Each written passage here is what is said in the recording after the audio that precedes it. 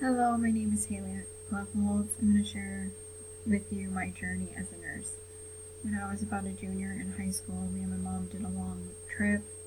It was an entire day of driving, and I had a lot of free time, and I was thinking about my opportunities in the future, and I realized I wanted a job where I helped people, that it was more than just earning a wage.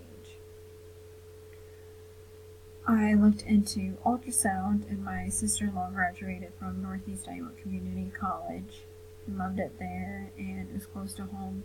So I started there. My goal was to transfer to a four-year institution and then get a bachelor's in ultrasound. Well, doors just kept closing on that opportunity for me. It just didn't seem like it was going to work out. And staff at NACC were like, you really should go into nursing. I think you'll like it more. So I did, and I started with the CNA course. I got a CNA job at a local hospital in the surgical unit, and then I finished my associate's degree at NICC, and then started on that same unit, the surgical unit.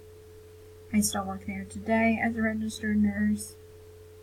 They require a bachelor's within 4 years of hire, and I also wanted to get my bachelor's to further my education, open doors opportunity-wise in the future, and see if I can learn more about being a better nurse. I don't know if I'm going to continue on for my master's or doctorates or anything. I am married. My husband is going for his bachelor's in mechanical engineering. He graduates this May.